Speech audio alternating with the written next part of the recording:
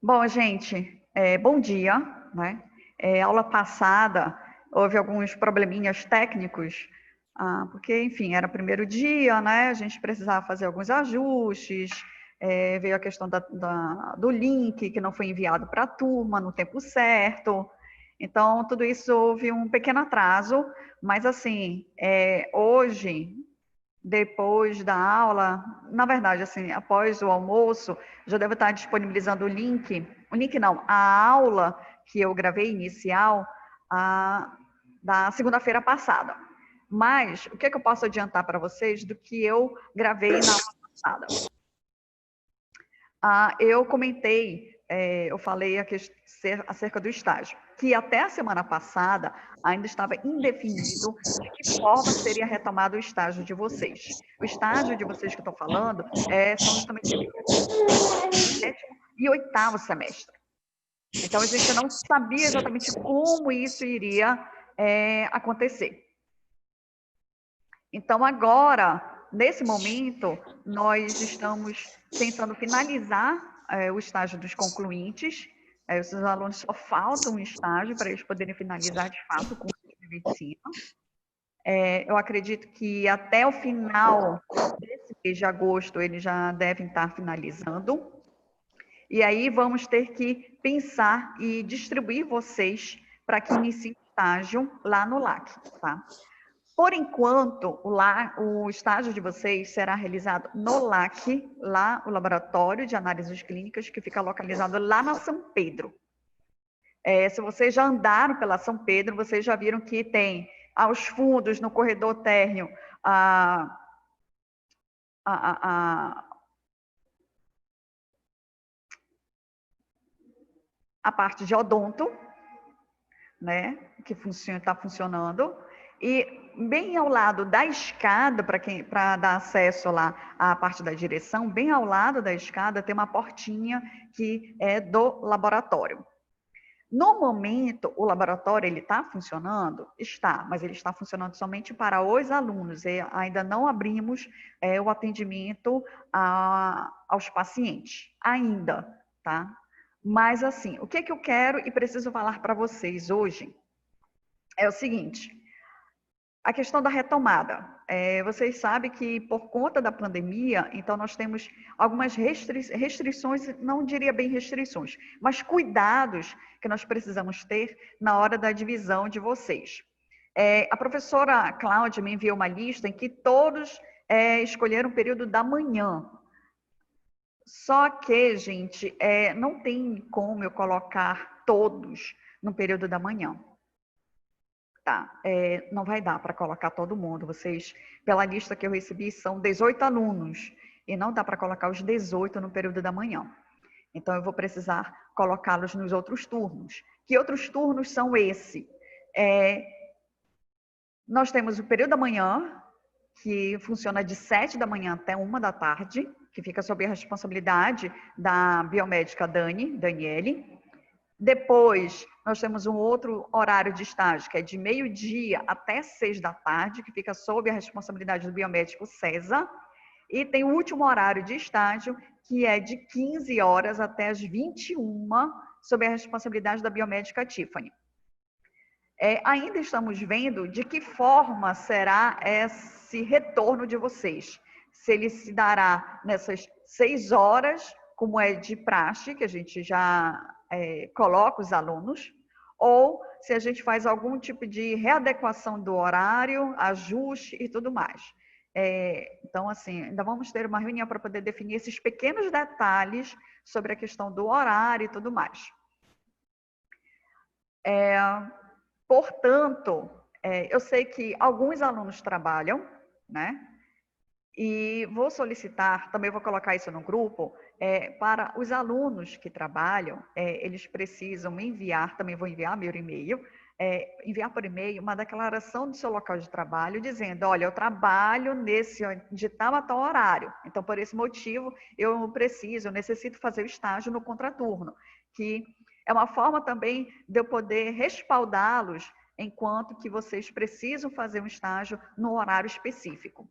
Enquanto isso, aos outros alunos, eu peço que vocês analisem a situação de vocês, para que possa ser feita essa readequação, tá? Então, eu volto a falar que não tem como eu colocar todos os 18, eu acho que são isso, 18, 19, 20 alunos, não sei a certo, ainda vou saber. Então, não tem como eu colocar todos os alunos para fazerem um estágio no período da manhã. Lembrando que segunda e terça vocês têm aula, né? Sim, Alice, eu acho que eu consegui responder a tua pergunta, né? Para quem trabalha à tarde, precisa estagiar pela manhã. É isso que eu estou falando, tá? Eu vou precisar de pelo menos algum documento, alguma coisa que diga assim, olha, eu trabalho nesse período e eu preciso fazer o estágio no contraturno. Pelo menos isso, tá? Bom, e aí nós temos este pequeno probleminha em relação à divisão de vocês em relação ao estágio. Como eu disse, não dá para colocá-los todos no período da manhã. Quem dera que pudesse colocar todos no período da manhã, tá? Bom, então assim, período da manhã, recapitulando, vocês têm 2 dias de aula, segunda e terça, né? Vocês têm aula, e para quem fica no período da manhã, tem os outros 3 dias da semana para fazer o estágio, que seria quarta, quinta e sexta. Então, nesse caso, o estágio de vocês, a gente desenha, pensa no estágio, considerando justamente o período da manhã. Todas as nossas contas, que eu digo assim, que a gente contabiliza a carga horária que vocês conseguem durante a semana, durante o mês que vocês estão estagiando, então a gente sempre faz o cálculo pensando e se baseando no período da manhã. Por quê? Porque logo no curso começou, só existia estágio no período da manhã para o último ano, porque eram poucos alunos, dava para a gente fazer uma adequação desse horário. Então, aos poucos que foi aumentando as turmas, as necessidades, e foram surgindo esses outros turnos. Então, hoje o laboratório ele funciona de 7 da manhã até 9 da noite, para poder atender essa demanda dos alunos. Dúvidas até agora? Por favor, falem, para eu poder tirar as dúvidas de vocês em relação ao estágio. Professora. Oi?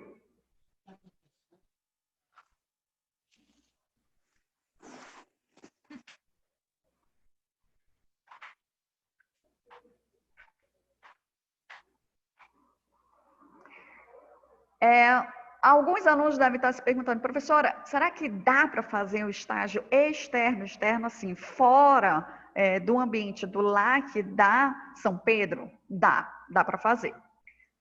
Ainda estou entrando em contato com alguns laboratórios para saber se eles ainda querem receber alunos. Por quê?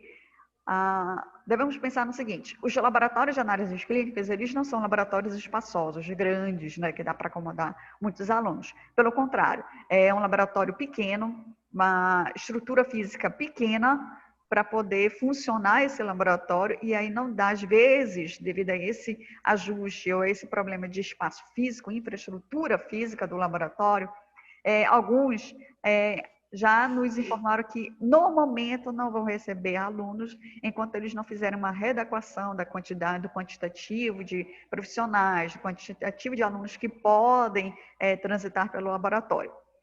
Mas, se, porventura, de repente, você tem um local que você pode estagiar, por exemplo, é próximo de casa, para mim é muito melhor estagiar nesse local que é próximo de casa. Ok, ótimo, beleza. Eu só preciso checar algumas coisas que são importantes, que é verificar se o laboratório ele tem as mesmas estruturas do LAC, ou seja, se ele tem o setor de parasitos, se ele tem o setor de hematologia, bioquímica, imunologia, ureanálise, que é a parte básica de funcionamento de um laboratório. Então, eu preciso checar se o laboratório que você quer estagiar, ele apresenta essa estrutura física básica. Se tiver, ótimo, dá para você estagiar. De que forma? Eu vou lá no laboratório, conheço a estrutura, conheço a pessoa responsável, a Examas firma um convênio com esse laboratório, para que fique oficializado que naquele local você vai estagiar e vai valer o tempo do seu estágio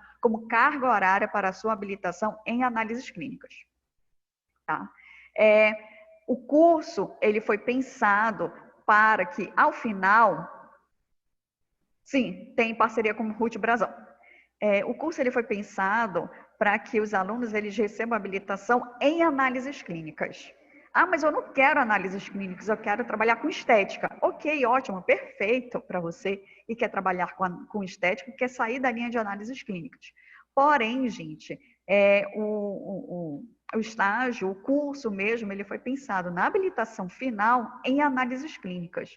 Então, de qualquer forma, mesmo que você não queira, você vai receber essa habilitação em análises clínicas. E aí, posteriormente, de repente, já no último semestre, no 8º, você já pode até mesmo iniciar uma especialização na área que vocês querem.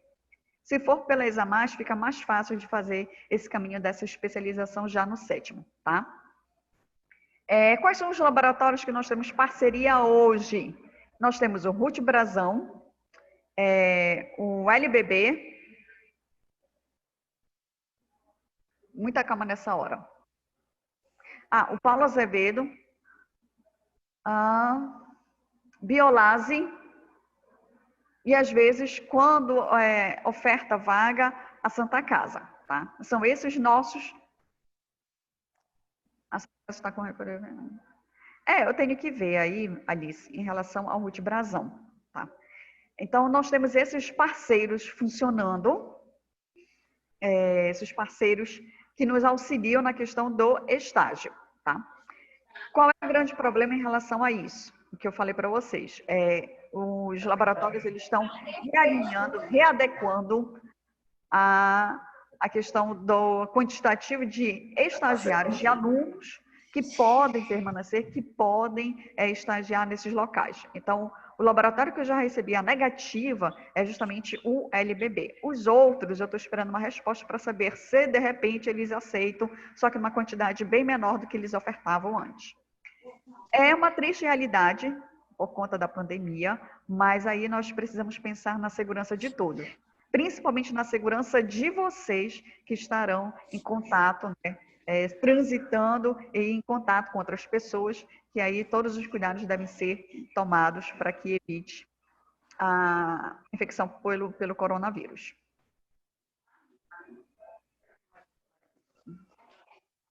Foi terceirizado, mas que coisa, hein? Essa Santa Casa não decide o que é da vida. Interessante isso. Obrigada, Alice, pela informação, porque até o momento que eu tinha, o laboratório ainda estava funcionando normalmente. Nossa, o que aconteceu com os funcionários de lá? Bom, enfim. Tá. Bom, então, Alice, não se preocupe, eu estou esperando uma resposta do RUT Brasão para poder saber o que o RUT vai fazer em relação aos estágios. Dúvidas? Novamente eu pergunto se vocês estão com dúvidas. Nenhuma? Vocês têm Professora, certeza? tá me ouvindo? Tô ouvindo. Bom dia. Bom dia. Deixa eu lhe falar. Eu já dei uma fuçada lá, já pensando nessa possibilidade. Porque, assim, eu preciso estar no meu posto trabalhando 1h da tarde. Sim. E aí, para mim, no meu caso, que trabalho toda a tarde lá, seria muito mais tranquilo, até a minha questão logística de estar lá desde de manhã, né? E o laboratório, o espaço do RUT Brasão lá, tá cheirando a leite. Tudo bonitinho, tudo novinho, tudo cheirosinho, tudo topzinho. Aí eu já perguntei das meninas, quando elas vão para lá para triagem coletar material, aí elas disseram assim, olha, o biomédico perguntou qual o teu semestre, qual a tua faculdade, e disse que é para ti ir lá conversar com ele. E aí eu lhe pergunto agora, né? Porque eu tenho que chegar lá e perguntar lá para ele. Eu posso perguntar para ele se há a possibilidade de estagiar lá e eu fazer o meu estágio pela manhã lá, porque assim, entre o espaço do laboratório e aonde eu trabalho, que é na triagem obstétrica, são apenas 100 metros de distância um do outro. Então, eu acho que 1h da tarde eu consigo estar tranquilamente lá consigo almoçar no refeitório, tudo tranquilo, entendeu? Era Sim, essa a sem minha a correria do situaçãozinha dia a assim, dia. específica.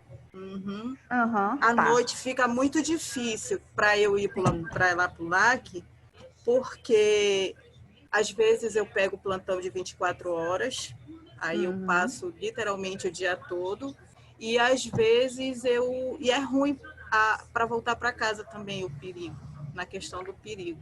Aí, É, porque lá termina esse 9 é horas o da noite. principal fator. Pois é, Uhum. pois é.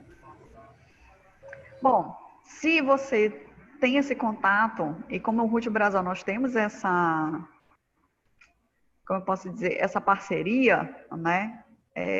Eu acredito que você pode sim lá conversar para saber como funciona, o que que precisa.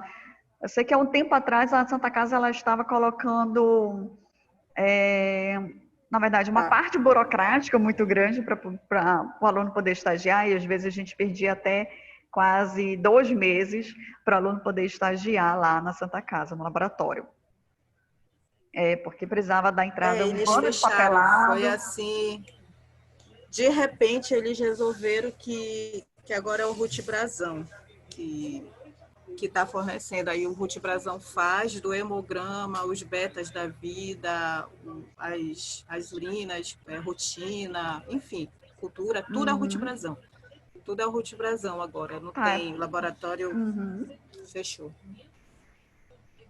O laboratório fechou. Gente, que situação. Fechou. Tá, então, É, eu sei como é presidente que é. top de lá.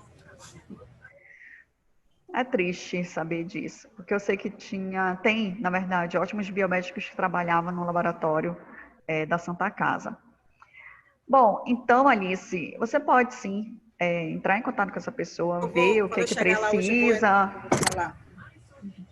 Tá, Uhum, aí você tá, vê, vou conversa, fazer vê isso. todas as informações, e aí, de repente, Obrigada. a gente pode fechar, não de a parceria, mas pode fechar o seu estágio por lá, tá? Não tem problema. Tá? É isso que eu quero dizer para vocês. Tá bom. E Beleza. não tem problema, tá? Enquanto isso, para o resto dos alunos, se vocês não tiverem nenhum local, eu aconselho que vocês iniciem o estágio no LAC, tá? Que aí o LAC, pelo menos assim, ele prepara, na verdade, os nossos preceptores preparam vocês para entender como é que funciona o laboratório, questão de postura, ética profissional, quais exames que você deve fazer, né? Se der algum tipo de intercorrência na execução de algum desses exames, o que você pode fazer para poder corrigir esse problema, ou até mesmo entender se aquela intercorrência ela é realmente decorrente de algum tipo de patologia ou não no paciente. Então, são vários detalhes da questão do estágio, que aí precisa do acompanhamento de um profissional, que pode ser biomédico ou farmacêutico, que na minha visão não tem problema, desde que a pessoa realmente ela esteja no laboratório acompanhando a atividade de vocês, para que possa auxiliá-los e trilhar esse caminho importante na área de análises clínicas. Então, eu volto a frisar que, mesmo que vocês não queiram trabalhar ou seguir nesta linha em análises clínicas, o estágio de vocês, a habilitação, ela sai em análises clínicas. Mas, de repente, professora, eu quero fazer, além de análises clínicas, eu consegui um estágio em outro canto, em outra coisa, digamos, deixa eu ver, em histopatologia, por exemplo. Será que dá para fazer o estágio se você der conta? Eu acho que dá. Digamos, você ficou no período da tarde. Então você pode fazer o seu estágio, esse outro estágio em histopatologia, por exemplo, no período da manhã, porque você está indo no contraturno do seu estágio obrigatório, que é em análises clínicas, tá? O estágio obrigatório de vocês é em análises clínicas. Qualquer outro estágio que vocês queiram realizar, até alunos de iniciação científica, pode realizar, mas tem que ser sempre no contraturno para não haver prejuízo em relação à habilitação de vocês ao estágio. Carga horária, vamos lá. Ninguém perguntou sobre carga horária, mas a carga horária do estágio, eu acho que vocês já sabem sobre isso. São 800 horas, tá? Exigido pelo curso. Então, essas 800 horas, ela é dividida em 2 semestres. Então, vocês têm praticamente 400 horas para poder cumprir no primeiro semestre, no 7º, e mais 400 horas para vocês cumprirem quando chegarem no 8º semestre, para vocês poderem conseguir alcançar 800 horas. E aí, eu acho que deve ter um ou outro aluno já coçando a cabeça desesperado. Meu Deus, como é que eu vou conseguir essas 800 horas? Como vocês têm 2 dias de aula na semana, tá? Tanto no 7º quanto no 8º, então vocês já ganham, para falar a verdade, 50 horas por questão de sala de aula, por vocês estarem acompanhando as aulas. Então, teoricamente, vocês têm, na verdade, 350 para cumprir no 7º semestre e mais 350 para cumprir no 8º, tá? Que no total dá 700 horas. E mesmo assim, alguns devem estar pensando, meu Deus, 700 horas ainda é muita coisa. Pode ser realmente muita coisa. E aí, o que eu sugiro para que vocês pensem, articulem, não para agora, calma, deixa eu passar um pouquinho mais, para vocês se habituarem até mesmo no laboratório e para a gente poder saber quando é que vocês vão começar de fato, tá? Pensar em projetos, ações sociais, do tipo, vamos pensar em realizar um exame específico em um grupo de pessoas, mas aí isso tudo depende do quê? De como vai estar a pandemia, porque aí vem a segurança tanto de vocês quanto das pessoas lá da São Pedro, então depende de toda essa logística de segurança de todos os grupos, tá? Mas, de repente, lá para setembro, outubro, novembro, acho que setembro ainda está muito em cima, mas eu acho que a partir de novembro dá para pensar em fazer alguma ação, que aí pode valer de 30, 40, até 50 horas para vocês poderem alcançar essa parte das 800 horas. Por que eu falo dessas 800 horas? Eu vou mandar depois no grupo detalhado assim, pelo menos colocar alguns pontos importantes dessa conversa aqui.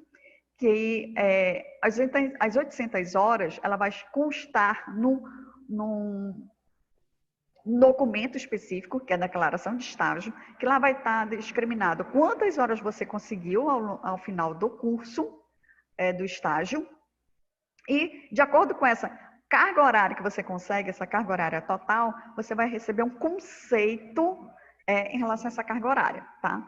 Alunos que conseguem 700 horas, que é o mínimo, eles recebem o conceito de excelente.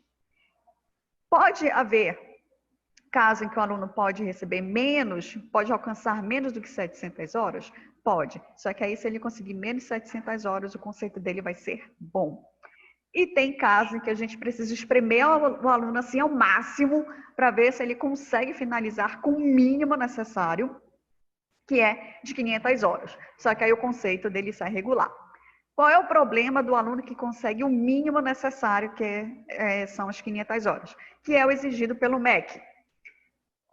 É que hoje, gente, se você realmente quer trabalhar com análises clínicas, 500 horas, na visão do gestor do laboratório, significa que você não se empenhou para poder entender como funciona o laboratório, você não se empenhou para compreender a execução das diversas técnicas que são executadas, sobre a complexidade na interpretação de alguns resultados, como acontece às vezes com hemograma. Então, você precisa se dedicar para o estágio. E essa dedicação não falte. Esse é o ponto principal, não falte. Se você tem só o período da manhã, faça de tudo para você sempre ir no período da manhã, nos 3 dias que você está autorizado aí. No caso, quarta, quinta e sexta. E que vai ficar no período da tarde e, porventura, no período da noite, que é esse das 15 horas. Como eu falei para vocês, a gente ainda está pensando sobre esses horários, tá? Os alunos que ficam nos outros turnos têm uma certa vantagem em relação ao período da manhã, que vocês terão mais 2 dias. Ou seja, você tem de segunda a sexta para cumprir o estágio. Qual é a vantagem?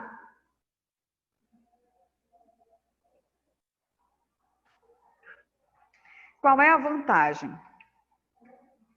É que o pessoal que está no período da tarde E no período da noite, eles finaliza o estágio mais cedo em relação ao período da manhã. Mas, como eu disse para vocês, todo o estágio, todo o cronograma, carga horária, tudo que eu faço é pensado para o período da manhã.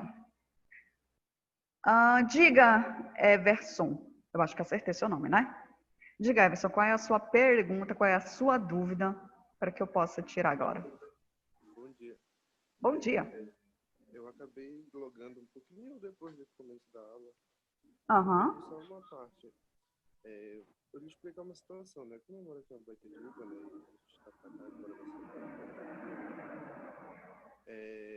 eu não entendi direito muito bem uma coisa. Eu só te tirar uma dúvida. A gente pode estagiar num lugar, num laboratório particular e no LAC ao mesmo tempo ou apenas em um? Apenas em um, tá? Ou é um laboratório particular ou é no LAC, tá? Não sei se vocês estiveram acompanhando, mas sexta-feira o governador ele autorizou para que os cursos da área da saúde, pelo menos os alunos que estão no último ano, para que possam realizar o estágio, as suas atividades presenciais, que no caso aqui da biomedicina é o estágio. E aí, como ele autorizou, a direção também autorizou junto para que o aluno pudesse, caso fosse necessário, sentisse a necessidade de realizar o estágio em outra unidade, em outro local, sem ser o LAC da São Pedro. Então, sim, pode realizar, sim, que não tem problema. Pelo menos eu nunca coloquei nenhuma dificuldade para os alunos que quiseram realizar o estágio fora. Na verdade, eu até incentivo, porque é uma outra realidade.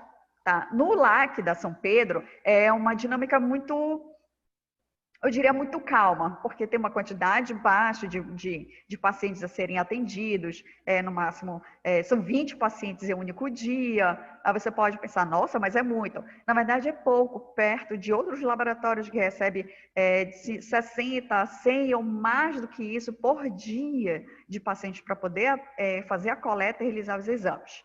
Tá? Então, é uma outra realidade. Você se habitua a um outro ritmo de trabalho e eu acho que essa experiência em um laboratório externo acaba sendo algo bem interessante para que vocês adquiram agilidade tanto na execução das técnicas como também agilidade no raciocínio sobre algum tipo de intercorrência que aconteça no laboratório. Você entender ou então você tentar achar uma solução para um problema que está acontecendo naquele exato momento. Então, eu realmente eu encorajo os alunos a fazerem, se for possível, esse tipo de experiência. Tá? Se não for, não se preocupe, tem o LAC para poder apoiá-los até o fim do curso. Professor, outra dúvida. Oi, sim. Em questão da carga horária. Uhum. No caso, né, aqui no meu caso, se eu conseguisse um estágio, eu poderia ir todo dia. No caso das 800 horas, teria... Eu acho que eu não sei se tem como, né? Mas poderia ser obtido tudo num só semestre? Eu não entendi esse finalzinho. Você poderia repetir? Porque como eu estou próximo da rua... Não tem problema. Tipo assim, Tá. eu poderia conseguir todas as 800 horas em um só semestre, porque, tipo assim, eu indo de manhã e à tarde, porque aqui as coisas são muito próximas uma das outras. Uhum. Não tem muita essa dificuldade. Geralmente o laboratório funciona de manhã e de tarde por aqui. Entendeu? Olha, sim, eu entendi. Olha, eu acho que dá, mas aí você tem que colocar algumas coisas na ponta do lápis, tá? Você tem... porque você tem que considerar esse... não só, assim, você está pensando só no estágio, tá? Mas você tem o TCC, o pré-projeto, que aí o pré-projeto, ele demanda um pouquinho mais de tempo. Questão de procura de artigos, a seleção, leitura desses artigos, escrever o pré-projeto em si, que nessa situação aqui, nessa separação física, complica um pouco, porque as orientações via virtual, elas não são tão, eu não diria tão eficazes, né? Mas às vezes elas não surtem um efeito que a gente espera dos alunos quanto ao pré-projeto. Então você tem que pensar nisso. Dá para fazer? Olha, dá. Eu acho que dá. Mas tudo depende justamente disso, do período que vai estar autorizado o estágio de vocês. Então, eu acho que o estágio de vocês deve iniciar em setembro, eu só acho, tá? Ainda vou ter uma reunião, já tive uma reunião prévia com a coordenadora para a gente poder definir algumas coisas e vamos ter uma outra reunião para poder definir esses outros pontos, quando é que vocês vão iniciar o estágio e de que forma será essa divisão do horário desse estágio lá no LAC, para que não ocorra justamente o problema que a gente chama de aglomeração, tá? Então, eu não posso colocar muitos alunos em um determinado horário, porque senão vai ter muito aluno, o espaço físico do laboratório ele é grande, mas ele não é tão grande assim. Ele comporta tranquilamente de 20, no máximo, estourando 25 alunos. O problema é a gente fazer esse distanciamento social de 1,5 m entre um aluno e outro. Então, é isso que acaba matando a gente nessa logística. Mas estamos pensando de que forma isso vai acontecer de uma forma mais segura possível para todos. Tá? Mas dá sim para você fazer. Pelo menos assim, eu acho que você não vai conseguir fechar as 800 horas em um único semestre, mas eu acredito que você pode fechar um pouco mais, de 500 até 600 horas. Isso vai ser bom porque no próximo semestre você vai ter pouquíssimas horas para poder cumprir, aí você pode se dedicar nos 2 primeiros semestres do estágio no 8º, e aí o resto você fica livre praticamente para poder se dedicar ao TCC e fazer alguma outra coisa, tipo uma especialização, iniciar a especialização, né? Então fica muito mais tranquilo, tá? Mas assim, o estágio de vocês é pensado desta forma, tanto o 7º quanto o 8º. Entendi, professor. Então, no caso, eu conversarei com a administração do caso do laboratório, né, para ver se conseguir. E caso conseguir, vocês têm que emitir uma liberação, é isso mesmo? Então, essa parte também que eu não escutei no começo. Tá, tudo bem.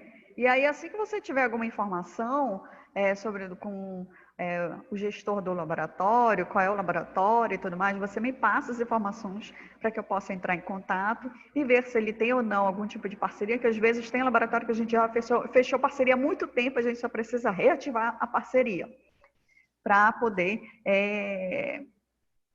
colocar esse seu estágio em andamento.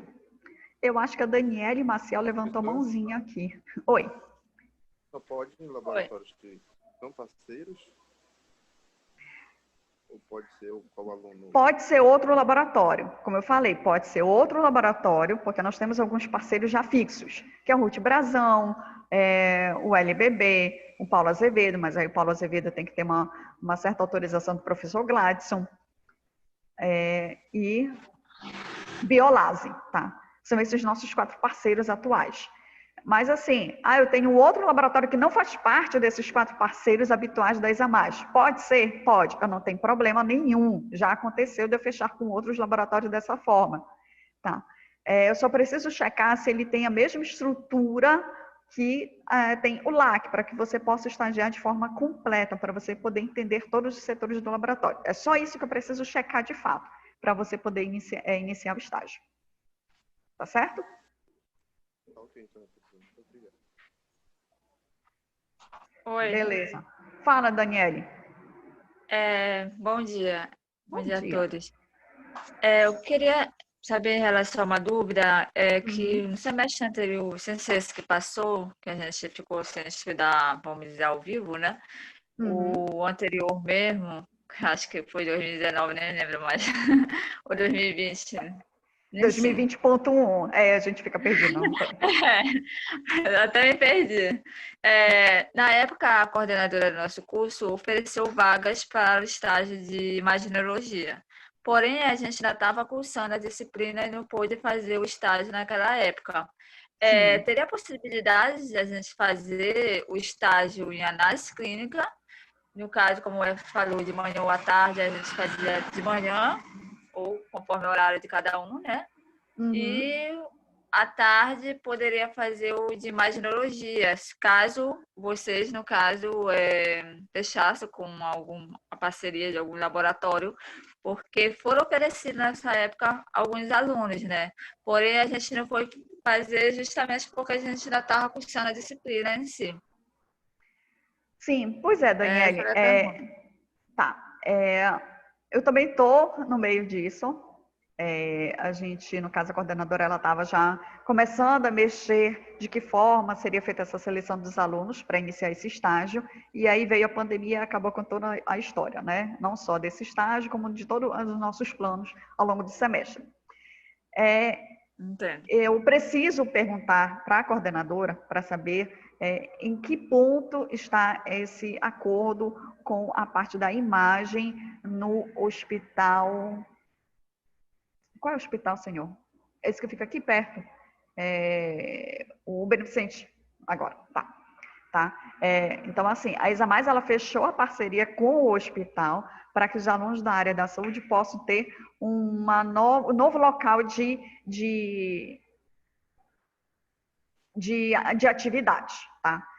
E aí, para a gente, surgiu a parte da imaginologia. Então, a gente estava começando a fechar alguns detalhes de que forma seria feita essa seleção. Até o professor Sleiman também, ele veio participar e tudo, que ele até iria fazer... depois dessa seleção, ele faria um curso rápido para os alunos, para que pudessem entender como é que funciona a imagem, a imaginologia, os pontos mais importantes para o aluno poder iniciar esse estágio. Tá? Então, assim, que bom que você perguntou, porque eu já nem lembrava mais dessa nossa parceria em relação à imagem. E aí eu vou aproveitar que vai ter essa reunião com a coordenadora para perguntar em que pé ficou, se ficou alguma coisa, se definir alguma coisa, ou se a gente precisa retomar as nossas negociações para que os alunos possam iniciar esse estágio, como eu falei, no contraturno, tá? Esses outros estágios que vocês queiram realizar, sempre vai ter de ser realizado no contraturno. Volto a frisar, o estágio obrigatório, de fato, é análises clínicas, tá? Então, assim, Daniele, calma, Obrigada. que eu vou checar tudo direitinho, e assim que eu tiver essas informações, eu entro em contato. Eu coloco até lá no grupo, para que vocês fiquem cientes de todas essas informações. Tá, ok, obrigada. De nada. Mais perguntas? Não? Ninguém? Bom, gente, ficou claro sobre essa parte do estágio, porque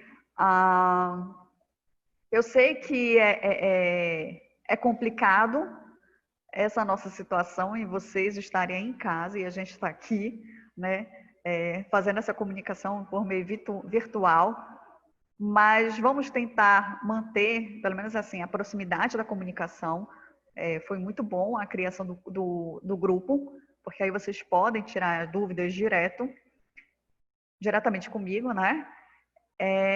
E aí a gente vai tentar fazer com que essa retomada do estágio, tanto da turma do 7º quanto do 8º, seja a mais segura possível para todos, tanto para vocês, quanto para os preceptores, quanto para os funcionários lá da unidade São Pedro. E claro que lá já tem algumas informações, já tem álcool em gel, então eles já prepararam o ambiente, só que a gente precisa ter mais segurança nessa retomada de vocês. E aí, assim que nós tivermos informações concretas de quando vocês podem retornar, de fato, se é ainda em agosto, final de agosto, mas eu acredito que vai ser só em setembro, e aí a gente volta a ter essa conversa para poder definir quais horários que vocês vão poderem ser encaixados, como vai ficar o horário, de fato, se vocês vão cumprir as 6 horas, ou se a gente vai ter que fazer alguma readequação para que não ocorra o que a gente chama de a parte da aglomeração dos alunos. Então, tem vários pontos aí que, no caso, eu, como professora e coordenadora de estágio, junto com a coordenadora do curso, precisamos definir, de fato, para que vocês se sintam seguros para poder fazer esse estágio. Eu sei que vocês devem estar agoniados para fazer esse estágio, mas aí a gente precisa garantir que todos tenham uma segurança nesse retorno, tá bom?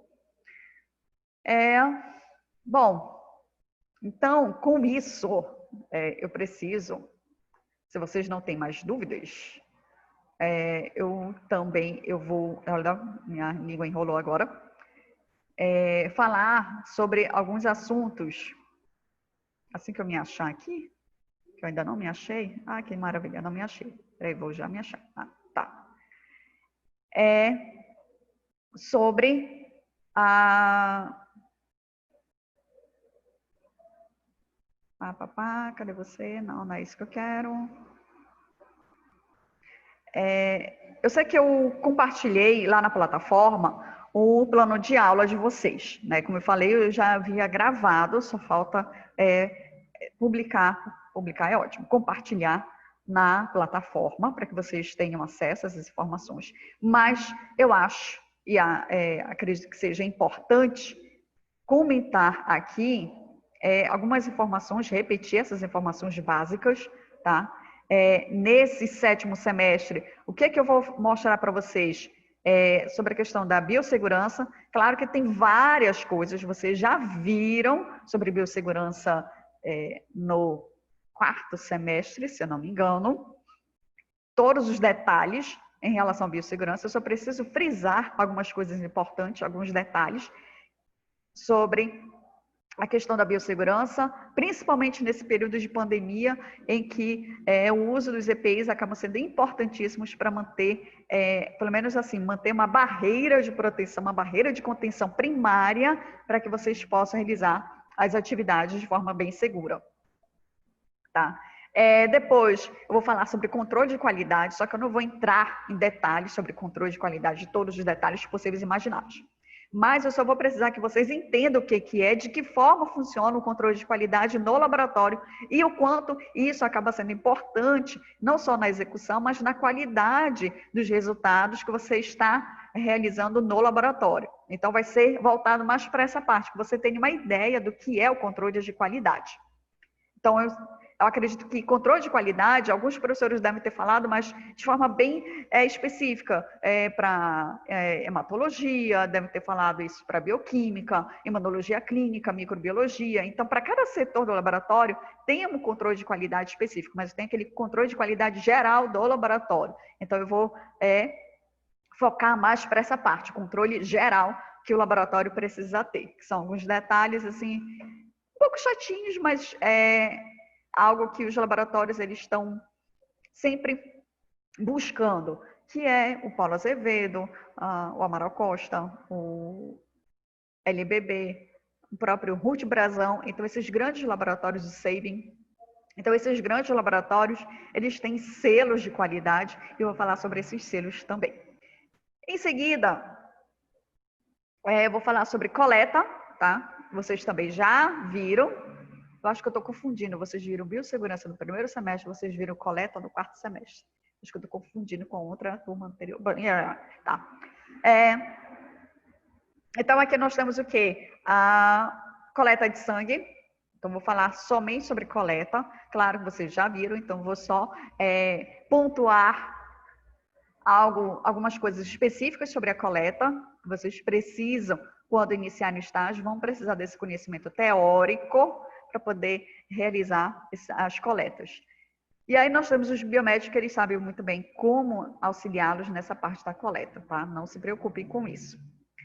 E coisas bem específicas, parasitologia, então vou falar um pouco de parasito, vou falar praticamente quase de todas essas parasitosas, mas tem algumas que vão ser bem específicas para a prova, tá? Parasitologia, ela vai estar presente na prova da 2ª AVC, não vai ser agora na 1ª, assim como ureanálise. Então, ureanálise é um setor lá do laboratório para a gente poder analisar a urina, né, do paciente, e desse setor, então, vou mostrar como é a urina rotina, quais são os exames que a gente faz, o que a gente pode encontrar. É muita coisa, é bem interessante, eu adoro essa parte de ureanálise. Falar sobre urocultura, urina de 24 horas, então tudo isso a gente realiza em um setor específico, que é a ureanálise, exceto a urocultura, que ela é destinada para o setor de microbiologia, mas o início dela inicia justamente no setor de ureanálise. Então eu preciso falar sobre alguns detalhes deste assunto, que vocês também vão precisar sobre isso. E imagem já, tô ficando doida. Imaginologia, imunologia, Jesus amado. Tá? De imunologia, vocês viram imunologia clínica no 6º semestre, então eu acredito que deve estar mais ou menos fresquinho na cabeça de vocês. Então eu vou falar novamente sobre imunologia clínica e falar desses testes bem específicos, porque são testes que a gente realiza na rotina do laboratório, na rotina do setor. Alguns são bem rotineiros mesmo, todo dia você está fazendo, que é o VDRL, PCR, fator reumatoide, ASO, tipagem sanguínea. Então, os testes rápidos, principalmente aquele lá de beta-HCG, então são alguns exames dentro do setor de imunologia, sorologia, que você está realizando o tempo todo. E aí você precisa não só executar a técnica, mas entender que se der algum problema na técnica, o que você pode fazer neste momento? Né? Pedir ajuda aos universitários? Pode, mas você vai ser o quê? Biomédico. E aí você tem toda uma preparação para você poder entender o que acontece, o que você pode fazer para poder remediar o problema que você está ali lidando no setor de imunologia em algum tipo de exame. É isso que, na verdade, assim, não só eu, como os preceptores esperam de vocês, que vocês lembrem de toda a parte teórica. O que é o VDRL? O VDRL é um teste de folliculação, que eu preciso detectar se o paciente tem ou não anticorpos não específicos para a sífilis. É um teste de triagem para a sífilis. E aí, se der um resultado positivo, pode ser que o paciente realmente esteja com sífilis. E se não for sífilis? Meu Deus, e agora? O que é que eu faço? Deu um problema que o paciente ele tem uma quantidade exorbitante de anticorpos e aí não me deu nenhum tipo de resultado. Pode ser o que a gente chama de efeito prozona, excesso de anticorpos. E aí, o que é que eu posso fazer nesse tipo de situação?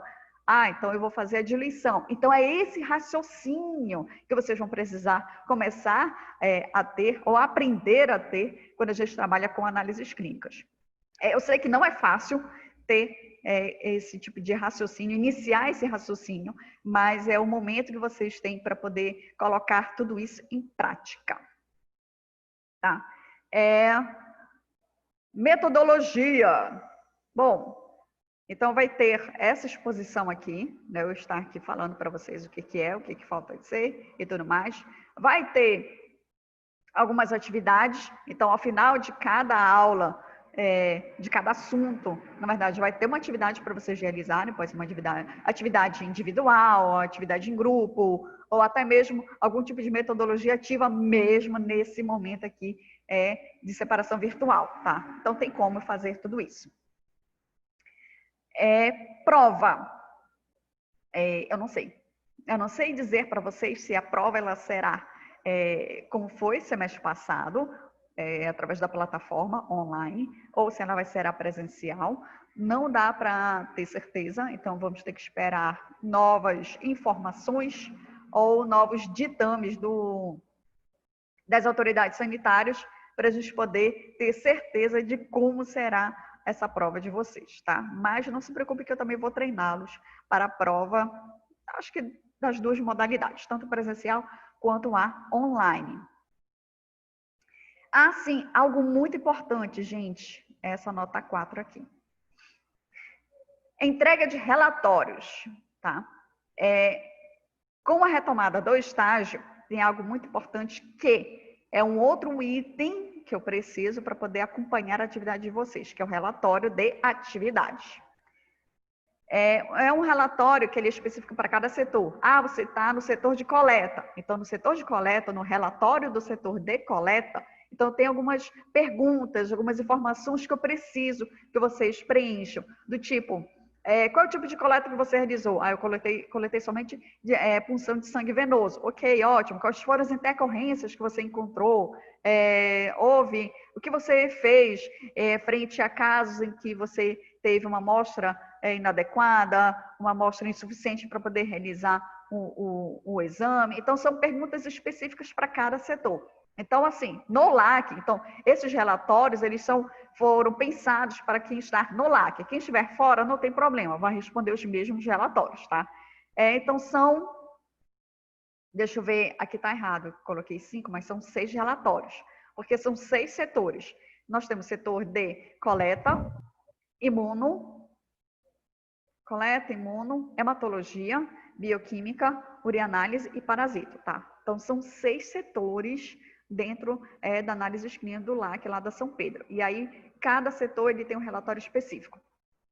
Vocês vão receber esses relatórios assim que vocês iniciarem esses estágios, tá? Então, eu vou enviar, assim que iniciar, eu vou enviar por e-mail da turma esses relatórios, para que, ao final de cada período do estágio, ao final da conclusão do setor, vocês preencham esses relatórios e aí eu vou colocar datas específicas para vocês entregarem, tá? É um quesito importantíssimo, tanto para o acompanhamento da atividade de vocês no estágio, quanto também na questão avaliativa. Então, o relatório ele também é avaliado para saber o que você fez durante o seu estágio. Tá? Então, assim, por enquanto, existem esses relatórios, mas por enquanto ainda não posso entregá-los enquanto não tivermos uma data definida em relação ao retorno de vocês.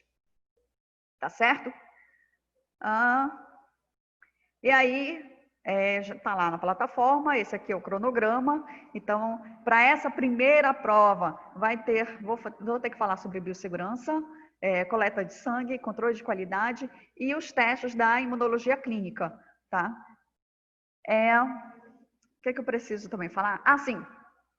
Eu sei que, por esse motivo, vocês não terão acesso à biblioteca aqui da faculdade. Então, o que eu fiz? Eu montei um material para que vocês possam fazer a leitura em casa. Então, montei material para biossegurança, montei material para imunologia clínica e só não vai ter sobre controle de qualidade, porque é algo que também eu não cobro na prova, porque não tem como. Mas sobre coleta, por exemplo, eu vou disponibilizar para vocês o material da Sociedade Brasileira de Patologia Clínica e Medicina Laboratorial. Tudo sobre coleta você encontra nesse material. Aliás, tudo que você precisa sobre estágio em si, ou sobre análises clínicas, exames, detalhes, informes, algumas explicações específicas, principalmente nesse período de coronavírus. Também vou disponibilizar material sobre os testes do coronavírus. Então, tudo isso você encontra lá no site da SBPC, Sociedade Brasileira de Patologia Clínica e Medicina Laboratorial, que é a base para a gente poder fazer esse estágio. Então, boa parte do que se coloca lá na sociedade como algo mandatório para os laboratórios, a gente tenta adequar para a nossa realidade. Tá? Então, esses são os assuntos da primeira AVC. Da segunda AVC já são outras coisas, entra a parasitologia e toda a parte do setor de uranálise. Tá? Aqui eu coloquei como apresentação de seminário, gente, porque era para ser apresentação de seminários, mas nesse momento não dá para ser apresentação de seminários, então vai ser a aula expositiva mesmo. Tá? Dúvidas sobre isso aqui? Eu acho que não, né? Então, vocês podem olhar lá na plataforma que vocês terão essas informações sobre esse plano de aula, tá? Aí, voltando para cá.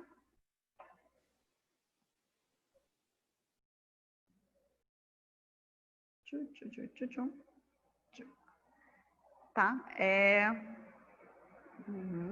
Ok, ótimo, perfeito, beleza, maravilhoso. Tá? Então, eu comecei, deixa eu voltar agora, tá? Biossegurança, tá? Então, assim, biossegurança, claro que a gente tem vários tipos de biosseguranças, vários tipos que eu digo, tipo assim, que eu digo, direcionado para um campo específico. Então, eu tenho biossegurança para quem trabalha na parte de odonto, biossegurança para quem trabalha na parte de manipulação de medicamentos, biossegurança para quem trabalha na área hospitalar, biossegurança para quem está em bloco cirúrgico. Então, cada ponto da área da saúde tem a biossegurança.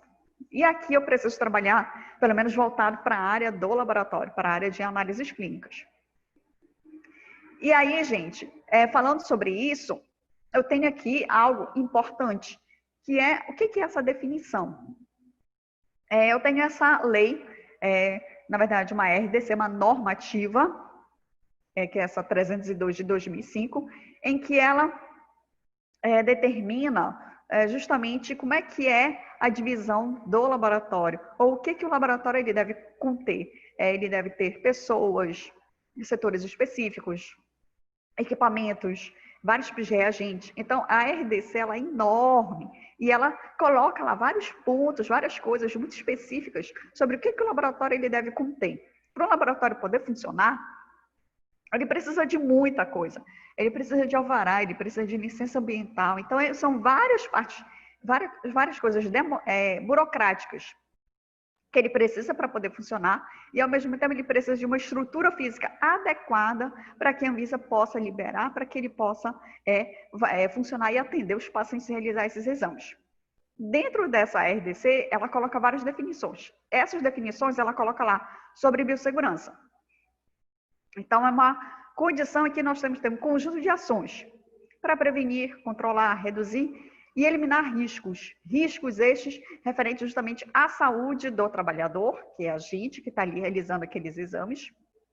Animal, você não pode comprometer a flora e a fauna e o meio ambiente, tá? Então, você precisa ter um conjunto de vários tipos de ações, vários tipos de detalhes em que você não pode, por exemplo, que você tem que dar um destino correto para os resíduos de saúde que o laboratório gera.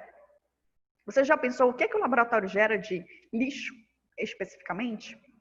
Não é só aquele lixo comum, né? Então, nós temos lixo químico, nós temos equipamentos que eles trabalham com essa amostra, trabalham com substâncias químicas específicas, e aí você precisa dar um destino correto para essas substâncias. Então, são esses detalhes, são esses pontos importantes do laboratório em que vem a biossegurança, para ela justamente conter, reduzir, eliminar ao máximo todos esses riscos que a atividade laboratorial ela expõe, tanto o trabalhador quanto o meio ambiente. Então, a RDC, ela faz essa tipo de definição e é isso que a gente precisa levar. Se eu estou no laboratório, o que eu posso fazer para poder diminuir esse risco? Vou utilizar os EPIs.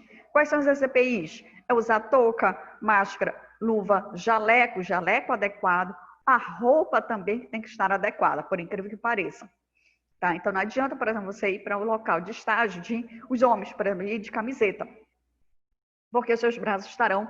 mas eu estou com o jaleco vai proteger. Mesmo assim, é bom você estar com uma blusa de manga para aumentar justamente este tipo de proteção, tá? Então, são esses EPIs, os mais básicos que a gente precisa utilizar. Luvas, óculos de proteção para esse período, então, nem se fale. Face shield é mais uma camada de proteção. Máscara, avental, observar tanto o avental quanto o jaleco, para que ele esteja adequado, manga comprida, ao comprimento tem que ser próximo, na altura do joelho, ou então realmente na altura do joelho. Comigo, por exemplo, o jaleco, para mim, sempre vira quase que um vestido de noiva, né? Que ele fica enorme, compridão, né? Então, aí vocês podem ter uma ideia de como fica comigo essas coisas. Não fica muito bacana. Mas aí é importante que vocês observem quanto aos EPIs. Esses EPIs, eles oferecem essa segurança adequada para você poder realizar as suas atividades. Tá? Além dos EPIs, tem também os EPCs. Tá?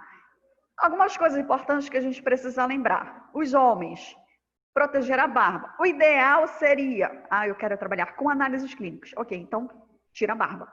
O ideal seria esse. Tá? Você retirar a barba. Se não for possível, então você tem que usar máscara o tempo todo para poder proteger a barba, senão ela acaba sendo o foco da disseminação de vários micro-organismos.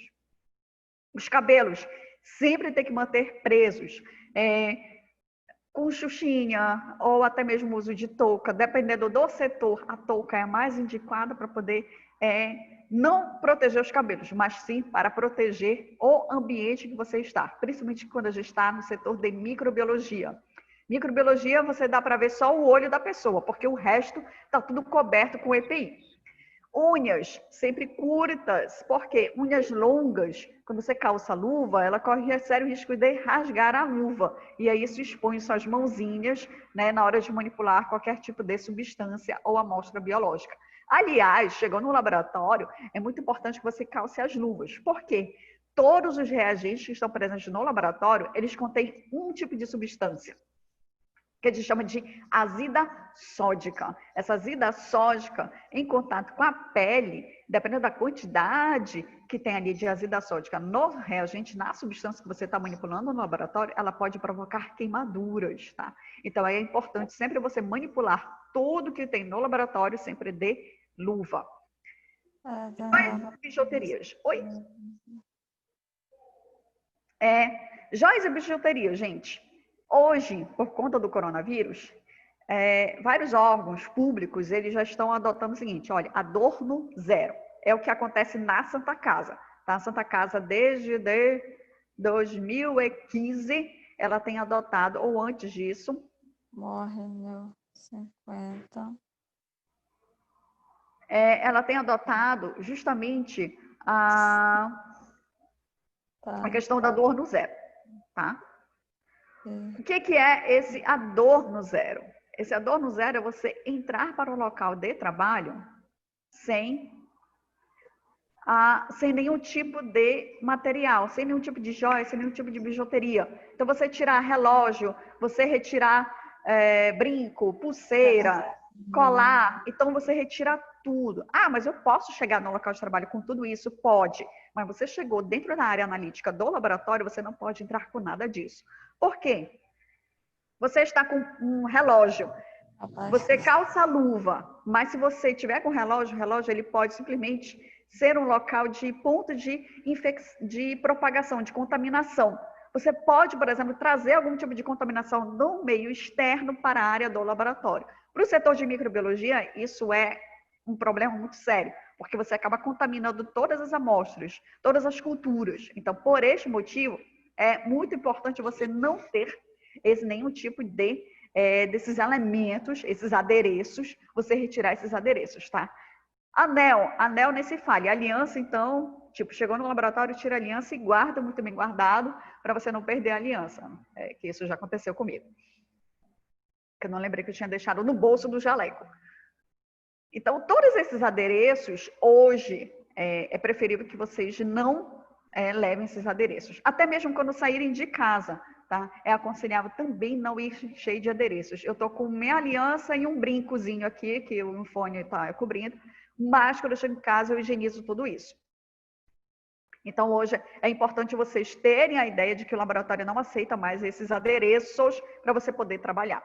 E o avental sempre tem que ser de manga longa para poder justamente ter essa barreira de contenção primária entre você e a manipulação dessas amostras, tá? Então, esses cuidados, eles são importantes para a gente poder manter o bom andamento das atividades e para que vocês se sintam seguros para poder realizá-los. Vamos lá. Fora de cogitação no laboratório. Isso, claro. Fumar, comer, beber, mascar chiclete, nem se fale. Não só chiclete, bombom, fazer qualquer coisa em que você estava lá movimentando a boca, pode ser que você contamine o local de trabalho. Ou até mesmo, você está pensando assim, eu estou usando a máscara, eu vou ficar mascando chiclete, que não tem problema. Mas, na verdade, você está mascando o chiclete, você está colocando o quê? Salivas na sua máscara. E aí, você deixa a sua máscara molhada. E por ela estar molhada por conta da saliva, ela acaba sendo o ponto que você pode justamente adquirir algum tipo de patógeno no local de trabalho. Então, tudo isso vocês precisam pensar. Até mesmo no uso do jaleco, tá? O uso do jaleco, alguns gostam de ir andar com ele aqui pendurado, né, no ombro e tudo mais, tá? Não é aconselhável. Você tem que ter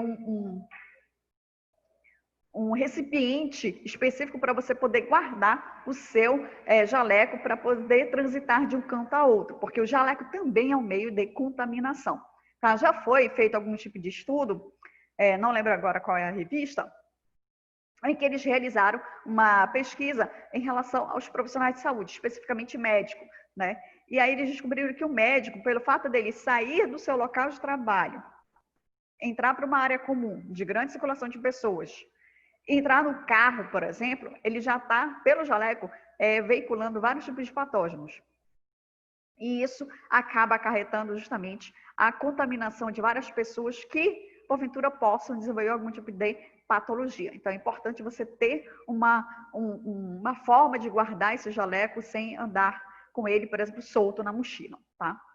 Armazenar alimentos, nem pensar, né, gente? A geladeira cheia de amostras, cheia de sangue, cheia de soro, e aí você arreda um espaçozinho e coloca a sua Coca-Cola para ficar gelada. Você chegou 1h da tarde, e aí seu horário ali para descanso é 5 horas. Aí você pensa, até 5 horas, até eu beber, a minha Coca-Cola ela vai estar quente. Então, o que eu vou fazer? Vou pegar a geladeira, vou abrir, vou afastar as amostras de sangue e vou colocar minha Coca-Cola ali. E aí, quando é 5 horas, eu tiro minha Coca-Cola no meio do sangue, né, e vou beber tranquilamente. Então, essas coisas não pode. Antigamente, isso acontecia bastante, tá? Então, assim, por conta dos laboratórios quererem o selo de qualidade para poder dizer, olha, aqui se faz os exames de forma muito séria. Então, todos esses detalhes, esses velhos ou esses maus hábitos acabam sendo retirados. E passar cosméticos, nem pensar. Terminou, eu vou passar batonzinho ainda na área analítica na bancada. Tem bando de amostra aqui e tudo mais, separo, né, arredo, coloco minha bolsa, tiro ali meu batom e fico passando batom. Não dá também para fazer isso. Então, são alguns hábitos que a gente precisa retirar para que isso não comprometa a qualidade do laboratório. Certo?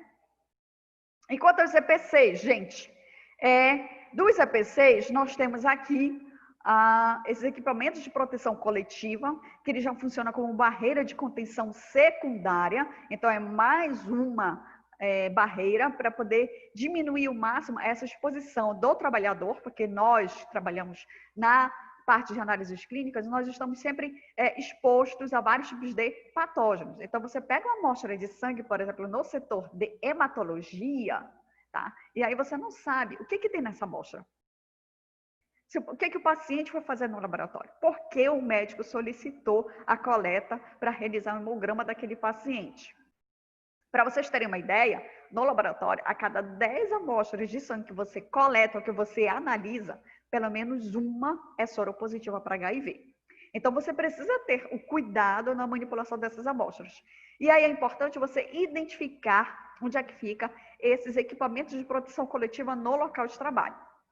Então, no laboratório básico mesmo, ele precisa ter o extintor, e o extintor tem vários tipos de extintores, você precisa ver dentro dos equipamentos que tem no laboratório qual é o tipo ou os tipos de extintores adequados para o local.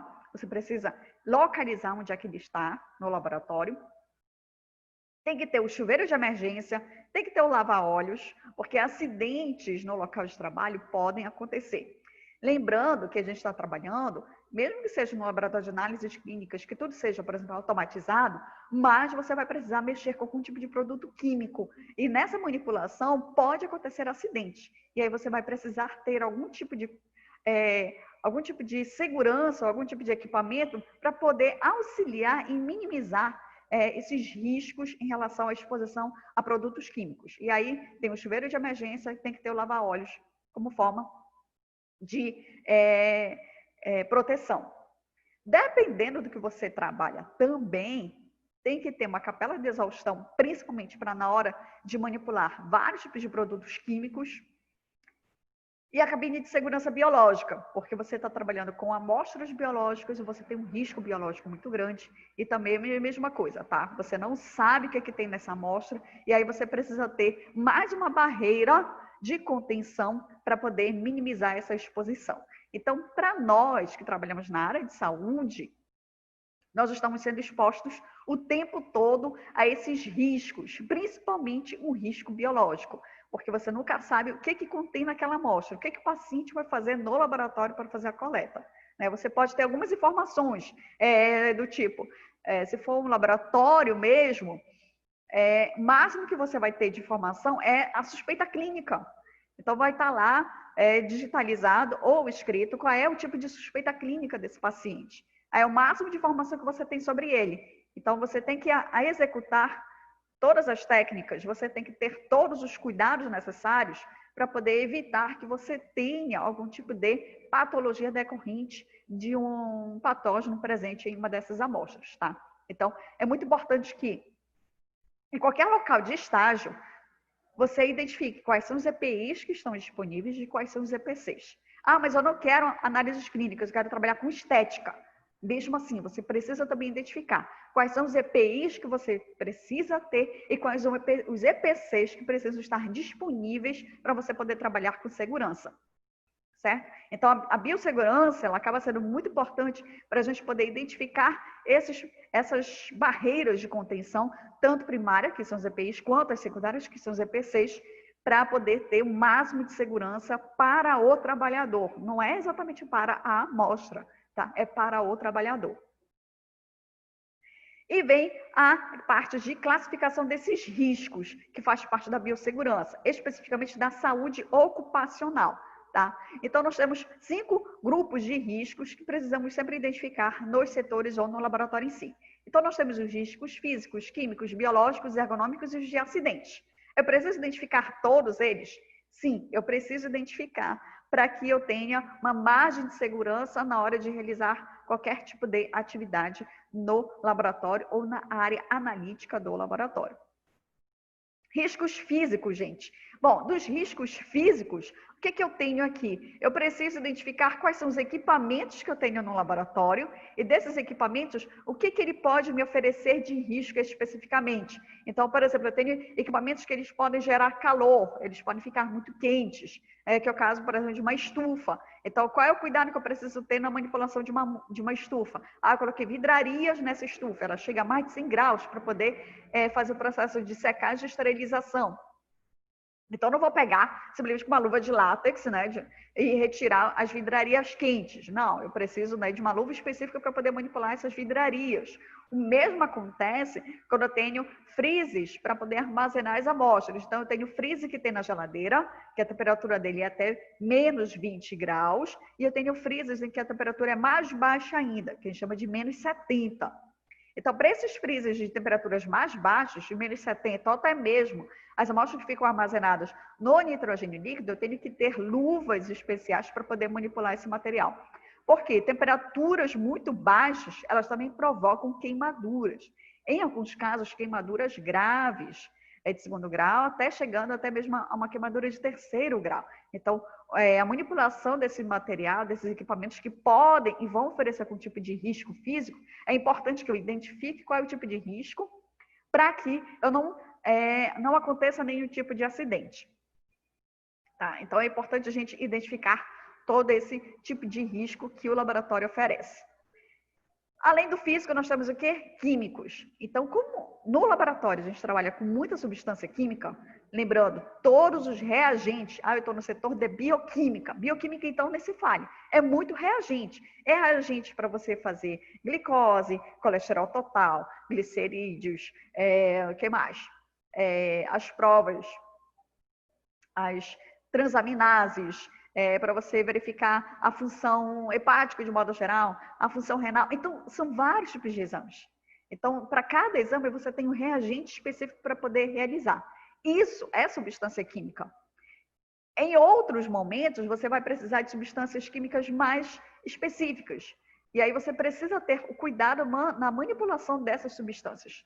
Então, esses reagentes, para poder fazer esses exames, por exemplo, da bioquímica, eu preciso manipulá-los sempre com luva, porque todos eles possuem um tipo de substância para manter o reagente viável por muito tempo, que é a azida sódica, para manter o princípio ativo do reagente estável por muito mais tempo. Então, essa azida sódica, entrando em contato com a pele, ela pode provocar irritação, ela pode provocar coceira, ela pode provocar queimaduras. Então, é importante manipular sempre todos os reagentes com luva. E aí você precisa justamente fazer esse manuseio utilizando luvas e dependendo do tipo de substância química que você está utilizando, você também pode precisar da cabine de exaustão. Outro ponto que é importante você identificar no laboratório é se ele tem essas fichas de informação de segurança sobre os produtos químicos. Principalmente se você tem, por exemplo, eu tenho lá armazenado no laboratório metanol, ácido clorídrico, por exemplo, ou ácido sulfúrico. Então, se eu tenho algumas substâncias químicas específicas dentro do laboratório, é importante eu identificar se ele tem essa ficha. Porque nessa ficha vai ter todas as informações sobre esse material. qual é o tipo de substância, qual é o princípio ativo, quais são os cuidados que você deve ter se entrar em contato com essa substância. E lembre-se, laboratório, sempre vai acontecer algum tipo de acidente. Por mais cuidadoso que você seja, sempre acontece algum tipo de acidente. Então, é importante você identificar esses riscos no local, tá? Então, aqui, é só para ilustrar, pelo menos esses principais símbolos que são utilizados nessas substâncias químicas para a gente poder identificar se aquilo é corrosivo, se aquilo é tóxico, se é irritante, para você poder identificar e também manipular da melhor forma possível para que não aconteça nenhum tipo de acidente, tá? O que mais? Riscos biológicos. Nossa, aqui então o nosso cuidado deve ser muito grande. Por quê? Como nós estamos sempre manipulando amostras biológicas, então aquela amostra biológica ela tem algum tipo de patógeno. Então aqui a gente está exposto a esse tipo de risco quase que rotineiramente, porque eu preciso abrir um tubo para tirar uma alíquota, uma quantidade X da amostra. Eu vou tirar 20 microlitros, 100 microlitros, 10 microlitros. Então, todos os setores vão estar manipulando essas amostras. Então, vai estar manipulando sangue, vai estar manipulando soro, vai estar manipulando outros líquidos biológicos, como o LCR, líquido sinovial, líquidos de abscessos. Você vai estar trabalhando com urina, fezes. Aí você pensa, mas urina e fezes não oferecem nenhum tipo de risco. Oferece o mesmo tipo de risco quando você está manipulando um sangue ou um outro tipo de amostra biológica. Então, você tem que ter todos os cuidados na manipulação desse tipo de material. E aí você precisa sempre verificar o seguinte, qual é o tipo de material que você está utilizando? Ok, sangue. Vamos pensar no seguinte, se é sangue, o que eu posso estar exposto na manipulação de uma amostra de sangue? Você coletou ali sangue no tubo de EDTA. O que tem ali naquela amostra? Não sei, mas vamos pensar. Se é sangue, então ali eu posso estar frente ou em contato com material que pode estar contaminado com patógenos que são facilmente veiculados por via hematogênica, que é o caso dos vírus, a maioria dos vírus, HIV, hepatite B, hepatite C, você pode estar exposto à malária, doença de Chagas. Então, são vários tipos de patógenos que você está exposto na manipulação daquela amostra de sangue. Então, você precisa ter o cuidado na manipulação desse tipo de amostra. Aí você tem que pensar no poder de invasão, caso você identifique qual o tipo de micro-organismo que está presente naquela amostra.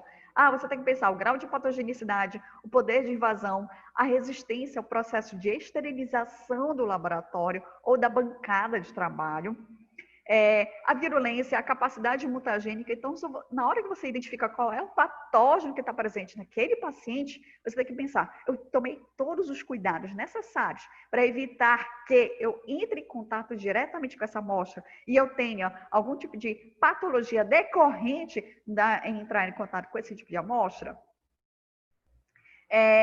Para vocês terem uma ideia, para quem trabalha na área da saúde, especificamente no laboratório, nós estamos expostos a um vírus que, por erros bobos, mínimos, a gente acaba encontrando um sério problema, que é justamente o HIV. A gente sempre diz assim, olha, na hora da coleta você não pode o quê? Reencapar a agulha. Só que, não sei o que acontece, às vezes o profissional está distraído, ou então ele se sente muito confiante. Eu faço coleta há 5 anos, há 10 anos, e nunca aconteceu nada comigo. E de repente, naquele dia, acontece da pessoa ter se distraído, não sei o que passou na cabeça dela, ela reencapou a agulha. Nessa história de reencapar a agulha, o que acontece? A agulha ela pode justamente sair daquela capinha e atingir a luva da pessoa. Isso acontece? Acontece. E muito, muito. Tem alguns aparelhos em que você só pode fazer a coleta e realizar o exame se a amostra estiver na seringa, tá?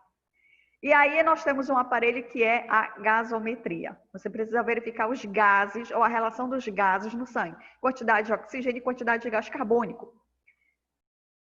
Para você poder fazer esse exame, você só pode coletar a amostra em seringa.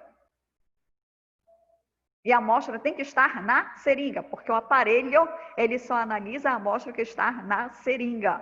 E tem que estar a seringa com a agulha reencapada, o que é pior.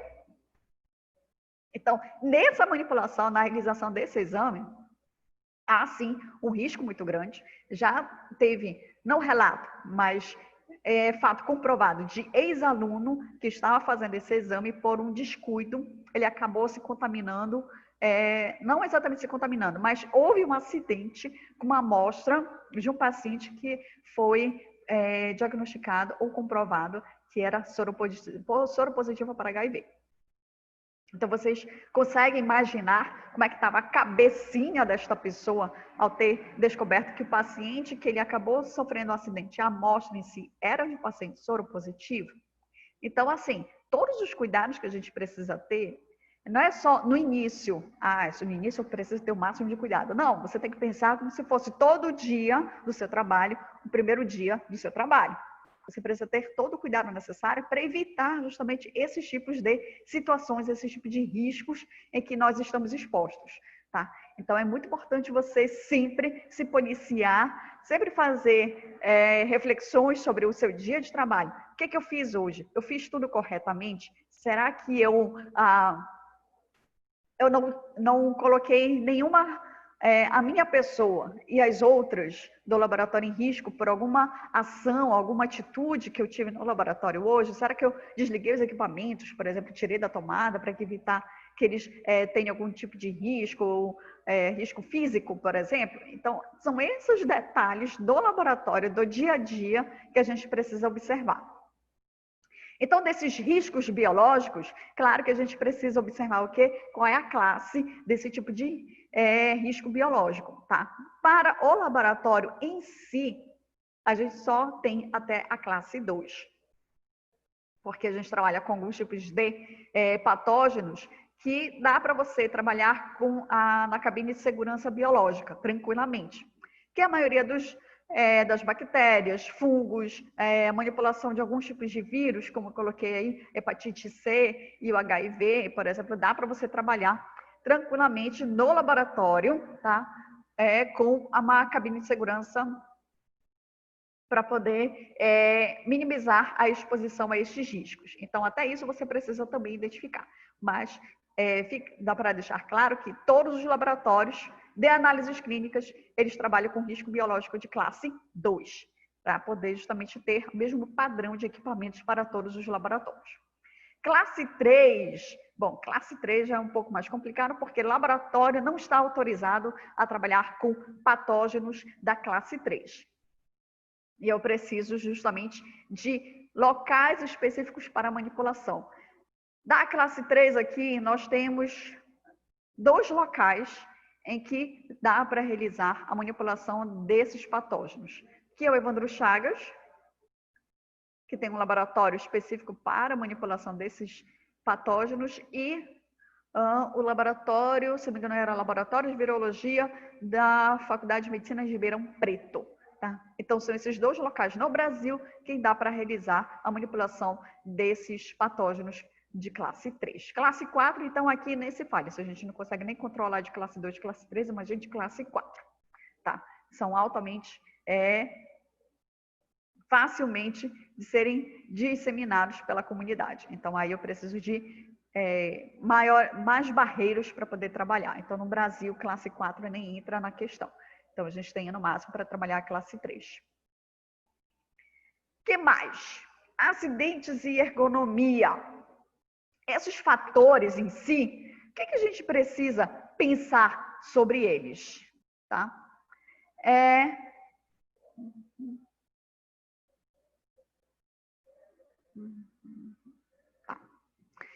O que a gente precisa pensar sobre esses fatores de acidentes, esses fatores ergonômicos? Ergonomia tem a ver justamente com a forma como você está trabalhando e o que tem de equipamento para você poder trabalhar. Ou seja, você precisa checar, por exemplo, no local de trabalho, se a cadeira que você utiliza para fazer a leitura de lâmina, ela é adequada à sua altura. Tá? Para você não ficar, nem ficar se espichando muito para poder observar e nem ficar também todo torto para poder observar a lâmina no microscópio. Então, você precisa ver o que tem de processos ergonômicos, que possam, a um longo prazo, desencadear um problema de saúde mais grave.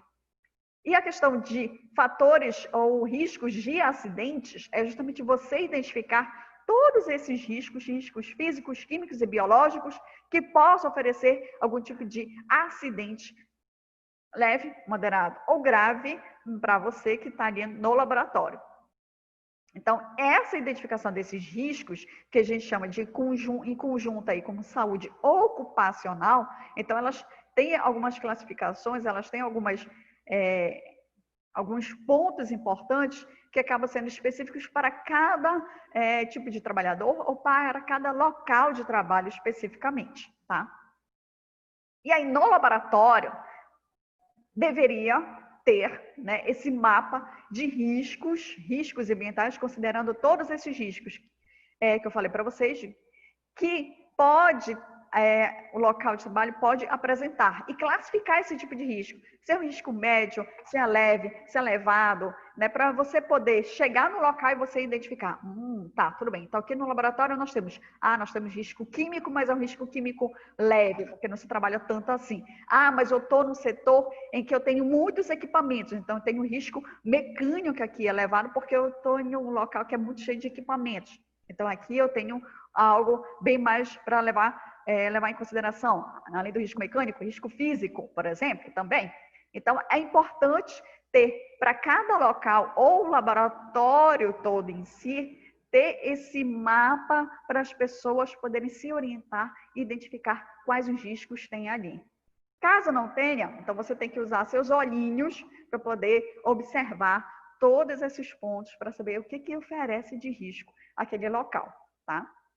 Então, aqui é só para a gente observar que tem o que é para cada tipo de risco, cada grupo, para a gente poder construir, por exemplo, um mapa de risco ambiental. Tá? Eu tenho normativas específicas que se monta uma comissão interna em que utiliza várias pessoas que compõem o laboratório. Então, tem pessoas da parte do RH, pessoas da parte da coleta, pessoas que trabalham especificamente na área analítica, pessoas que trabalham na área de coleta domiciliar. Então, é montado uma comissão, um grupo, para poder identificar justamente esses riscos e montar um mapa de risco ambiental apropriado para o local de trabalho. Tá? Então, precisa levar em consideração todos esses grupos, identificar todas essas situações no local de trabalho. Então, seria teoricamente, mais ou menos desse jeito que era para ser. Eu sei que vocês não sei se vocês já observaram isso, nos laboratórios de ensino, que a gente chama, daqui da ISAMAS, né? Mas todos os laboratórios de ensino, eles apresentam um mapa de risco, justamente para colocar o seguinte, olha, o que nós temos de risco e qual é o grau desse risco que a gente tem que levar em consideração no local, certo? E vem a parte do manuseio desse material. Manuseio do material, então você precisa levar em consideração o processo de descontaminação. Então você está na bancada, você precisa ver o que pode fazer como descontaminação do local de trabalho, e considerando também, além da descontaminação, você fazer a antisepsia e a asepsia. São coisas totalmente diferentes, tá? Em relação à descontaminação, que ela é dividida em 3 fases, limpeza, desinfecção e esterilização, você precisa ver quais os produtos químicos que você pode utilizar no laboratório para poder fazer esse processo de descontaminação do local. Levando em consideração que você tem equipamentos sensíveis, alguns tipos de produtos químicos não dá para utilizar no processo de descontaminação, principalmente se você precisa passar no equipamento algum tipo de produto químico, tá? Precisa ter muito cuidado com isso. Mas a limpeza geral, tipo das bancadas, até mesmo do chão, dá para ser realizado de forma bem mais tranquila. Tranquila que eu digo assim, dá para você fazer todos esses processos, tá? Então, a descontaminação, gente, é para nós tentarmos remover ou eliminar esses micro-organismos que ficam na bancada. Então, imagine, você está ali na bancada, você está manipulando sangue. No setor de hematologia, então, nem se fala, a bancada fica toda respingada de sangue. Então, você precisa fazer um processo para retirar esses micro-organismos, retirar esses riscos de contaminação biológica do local de trabalho, para que você elimine ao máximo esse tipo de micro-organismo. Então, essa descontaminação, a gente precisa fazer a limpeza com produto adequado, a desinfecção com produto adequado e também, dependendo do que a gente está utilizando, a esterilização. Tá? Então, na limpeza em si, a gente vai tentar retirar essas sujeiras, esses detritos, esses restos de amostras que ficam na bancada, por exemplo. E aí eu vou ter que utilizar algum tipo de solução, algum tipo de algo que possa fazer essa limpeza, essa remoção. Então, eu posso utilizar, por exemplo, uma solução solúvel, que é o cloreto de sódio. Então, eu vou passar o cloreto de sódio na bancada, por exemplo, vou deixar ela agindo por um tempinho para poder fazer essa remoção. Vou deixar tipo uns 10, 15 minutos. E aí eu venho com uma água ou um outro produto químico para poder fazer a retirada do excesso desse cloreto de sódio da bancada. Então, eu preciso fazer algum tipo de limpeza para fazer esse processo de remoção. Depois que eu fiz a limpeza, aí eu faço o quê? A desinfecção. E a desinfecção é usar o quê? Que a gente mais utiliza no laboratório é o hipoclorito de sódio. Então, a desinfecção é você usar algum tipo de produto em que ele vá destruir esses agentes biológicos, esses agentes infecciosos. Então, geralmente, na limpeza, pelo menos lá no LAC, a gente utiliza muito o álcool 70%, tem que ser 70%, não pode ser 80%, nem 90%, nem 100%, nem abaixo de 70%. Tá? 70% é o ideal mesmo para que o álcool ele possa penetrar na maioria desses agentes infecciosos para a gente poder refazer essa remoção desses agentes. E aí, para poder realmente destruir de fato esses agentes, como eles já foram uma parte removidos pelo álcool, eu tenho que passar o hipoclorito de sódio na bancada para poder realmente destruir, tá? Então, a gente utiliza muito esses dois, especialmente o hipoclorito de sódio, para a gente fazer esse processo de destruição, tá? Então, assim, a descontaminação do laboratório, ela sempre tem que ser precedida desses dois pontos, da limpeza e da desinfecção. Eu sempre preciso fazer essas duas coisas. E no chão do laboratório? No chão do laboratório também eu posso usar o processo de limpeza, que eu vou retirar boa parte dessa sujeira, e aí eu venho com um agente que faça um processo de desinfecção do local. No chão pode ser hipoclorito de sódio? Pode, mas pode ser qualquer outro tipo de desinfetante que tenha uma ação também de processo de destruição desses agentes. Então, no laboratório é isso que a gente faz o tempo todo. A gente sempre está realizando a limpeza e desinfecção do local de trabalho, que é principalmente as bancadas. Não só as bancadas, eu tenho que fazer o processo de limpeza e desinfecção dos equipamentos que a gente está utilizando, das micropipetas, tá? Das estantes onde a gente coloca as micropipetas, porque tudo ali é local de contaminação. Você está manipulando, você está usando a luva pode espirrar um pouquinho de sangue, um pouquinho de soro na luva, e aí você pode pegar algum desses equipamentos e contaminar. Então, é importante fazer o processo de limpeza e desinfecção de todos esses equipamentos, antes de você iniciar a sua jornada de trabalho e ao final da sua jornada de trabalho. Agora, se a bancada no meio da jornada estiver muito suja, é aquela que você vai parar e fazer de novo o processo de limpeza e depois de desinfecção do seu local de trabalho, da bancada em si que eu estou falando, tá? Então, essa etapa, ela é importante porque evita que você entre em contato o tempo todo com esses agentes. Então, diminui bastante o processo de risco biológico que você está exposto. E aí, dependendo ainda, para poder complementar esse processo de limpeza e desinfecção, você ainda pode realizar o processo de esterilização. E aí, a esterilização, ela pode ser feita de forma física ou de forma química, tá? Então, de forma física, geralmente a gente utiliza o calor. Então, eu tenho um autoclave para poder esterilizar boa parte das vidrarias. Pode ser também a própria estufa para fazer esse processo, ou se eu estou trabalhando numa cabine de segurança biológica, a radiação UV já faz esse processo de esterilização. Até mesmo dentro da cabine biológica, eu preciso fazer a limpeza, desinfecção e, por último, a esterilização. Então, eu posso utilizar alguns produtos químicos para poder fazer esse processo de esterilização. Que aí eu tenho o formaldeído, o ácido paracético, que são alguns, são os mais utilizados mesmo no laboratório. De tudo isso, o mais importante é a gente realizar a limpeza e a desinfecção. Volto a frisar. Álcool 70, hipoclorito. Hipoclorito é a água sanitária diluída, tá? Que é importante para a gente poder fazer esse processo de limpeza e desinfecção. Pelo menos isso no laboratório. Eu acho que não só no laboratório, né, gente? Agora a gente leva isso para o resto da vida, pelo visto. Todo esse processo de limpeza e desinfecção.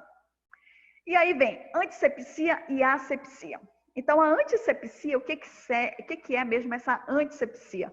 É você inibir esse crescimento desses micro-organismos, tá? Em camadas externas. E que camadas externas são essas? Pele. Então, você chegou no laboratório, o que você vai fazer? Você vai passar água 70 ou lavar as suas mãos muito bem com água e sabão para fazer esse processo de antisepsia. E se for o caso, além da lavagem, da higienização das mãos com água e sabão, você ainda utiliza o álcool 70. Para quem pretende trabalhar no setor de microbiologia, álcool 70 é algo como se fosse a vida da pessoa, porque o tempo todo a gente está passando álcool 70. Fiz todo esse processo de higienização das mãos com água e sabão, vou calçar as luvas. Antes de calçar as luvas, eu passo o álcool 70, espero secar, calço as luvas. E aí eu vou trabalho. Estou trabalhando lá na cabine de biossegurança. E aí, de repente, eu entrei em contato com a amostra. Eu tiro, passo álcool 70, ou então passo álcool 70 no material que eu estou utilizando. É uma loucura o uso de álcool 70 no setor de microbiologia. Tanto que as pessoas que trabalham no setor de micro, elas têm a mão bem mais engelhada por conta do excesso que a gente fica passando o tempo todo esse álcool 70 nas mãos. Tá, então, assim, a antisepsia, ela acaba sendo um passo importante para você inibir justamente a presença desses micro-organismos nessas superfícies, principalmente quando a gente trabalha em setores que exigem o máximo de um ambiente sem a interferência do meio externo, sem a presença desses micro-organismos que possam contaminar ou atrapalhar o processo de leitura, por exemplo, das colônias em pacientes que estão internados ou que precisam de uma informação bem mais completa sobre aquele micro-organismo. E aí você não fez o processo de antisepsia e o processo de descontaminação correta do local, e aí você pode estar comprometendo justamente o trabalho ali naquele setor. E a asepsia? A asepsia é a que a gente utiliza todos esse conjunto dessas informações da descontaminação, da antisepsia, para que nós temos um local mais asséptico possível, livre desse tipo de contaminação desses micro-organismos. Então, um local que você tem esse cuidado de fazer todo o processo de limpeza, descontaminação, desinfecção, esterilização, antisepsia, então, todas essas medidas que você toma no local de trabalho, você está dizendo que aquele ambiente de trabalho ele é o mais asséptico possível e aí você evita justamente essa contaminação desses micro-organismos no local de trabalho. Tá? Então, são essas informações importantes que a gente precisa falar. Outro ponto que eu acho que eu vou precisar finalizar daqui a pouquinho é a questão do gerenciamento de resíduos, que eu acho que eu vou ter que falar na próxima aula, tá? Só para a gente poder finalizar essa parte, então, assim, do gerenciamento de resíduos em si, nós temos legislações específicas falando sobre esse gerenciamento. Então, tem como o laboratório, ele produz muitos resíduos de serviços de saúde. Então, você tem que classificar quais são os tipos de resíduos que o laboratório produz, destinar de forma correta esses produtos, inativar alguns produtos para poder fazer o processo de destino correto. Então, você tem toda uma legislação que identifica todos esses processos, e aí, no laboratório, pelo menos para cada setor ou de forma geral, tem que ter um procedimento operacional padrão, um POP específico para esses resíduos. Tá? A legislação que eu coloquei aqui é a RDC 306 de 2004. Só que ela foi substituída por uma outra, bem mais... eu não diria, ela foi atualizada, essa RDC 306, para que novas informações pudessem ser inseridas nesse processo de gerenciamento desses resíduos, tá? Então, aqui é para ilustrar como seria esse POP da parte desses resíduos. Então, tem que ter todo um processo, como você tem que acondicionar esses resíduos, como você tem que fazer o transporte desses resíduos, a limpeza do local em que você armazena, como você faz a coleta, que destino você vai dar a esses resíduos, se você se você tem empresas específicas para poder fazer a coleta desses resíduos, de que forma. Então, são vários detalhes, muita coisa que tem que ter no POP, muito bem esclarecido, específico, para que qualquer pessoa que possa pegar e ler esse manual, esse manual possa entender como é que o laboratório trabalha e como é que o laboratório faz o destino correto de todo o material, de todo esse resíduo que ele produz diariamente, tá? Dessa identificação e classificação dos resíduos, nós temos esses aqui. Então, nós temos no LAC, por exemplo, a gente sempre vai estar produzindo grupo A, os de risco biológico, o risco químico, o comum, que é o grupo D, e o grupo E, que é de pérfuro cortante. Tá? Então, nessa RDC da 306, ela definiu o que era para cada um desses grupos, quais são os resíduos que a gente precisa considerar. Vocês podem pegar essa RDC para poder ler depois. Para quem pensa assim, fazer concurso para biomédico, futuramente precisa ler essa RDC, e principalmente a mais atualizada, para poder identificar, tá? Então, a gente precisa observar algumas coisas em relação ao descarte desse material. Deixa eu colocar aqui, peraí, só um momentinho. Tá aqui. Tá. Então, assim, descarte de material pérfuro cortante. Então, a gente precisa observar o seguinte, essa linhazinha aqui, tá, gente? Então, é o máximo que a gente precisa encher na caixa, fechar, colocar todas as informações para poder ela ser retirada por uma empresa específica e dar o destino correto. Então, aqui nós temos esse tipo de caixa lá no LAC. O ideal mesmo para poder fazer o descarte desses materiais pérfuro-cortantes seria esse tipo de caixa aqui. É uma caixa de material de plástico rígido, que não ofereça nenhum risco na manipulação, no transporte dele. Esse aqui, se a gente encher um pouco mais, corre risco dessa caixa abrir, espalhar esse material e expor a pessoa que está fazendo transporte a algum tipo de risco biológico muito grave. O que mais que a gente produz de lixo, de resíduo no laboratório? Claro que nós temos o quê? O grupo A, esses sacos de risco biológico que há um tempo atrás era esse saco branco, já mudou um pouquinho a coloração, alguns laboratórios já identificam esse saco branco no lugar como saco vermelho, para poder chamar a atenção que aquele material ali que está sendo manipulado é um material de risco biológico muito grande. E nós temos também resíduos do grupo B, que é lixo químico, estou ficando doida. Então, nesses materiais de lixo químico e de resíduo químico, também precisa ter um armazenamento, uma identificação, se for alguns casos, um processo de inativação para poder dar o destino correto. Não dá para pegar o que produz de produto de resíduo químico do laboratório e jogar direto no esgoto doméstico. Não dá, porque eu vou estar contribuindo para uma contaminação do meio ambiente. Então, tem que ter todo o cuidado na destinação desses tipos de resíduos, tá? Segurança do trabalhador, deixa eu ver. Gente, já está no final, juro. Segurança do trabalhador, tá? Tem duas normativas importantes. A NR7, que ela fala sobre a saúde ocupacional e o médico para poder acompanhar a saúde do trabalhador, e a NR32, que ela fala sobre a segurança do trabalhador na área de saúde de modo geral. Então, os trabalhadores que trabalham tanto de forma direta ou indiretamente. Indiretamente seria o pessoal da limpeza, o pessoal da esterilização, o pessoal dos recursos humanos. Então, tem toda uma legislação específica para poder dizer, olha, o que pode, o que não pode para o trabalhador fazer, o que dá para fazer e o que dá para remediar nesse trabalhador. Então, nessas normativas, tem lá o que é considerado esses riscos biológicos, químicos, radiações ionizantes, o que são esses resíduos que o serviço de saúde produz.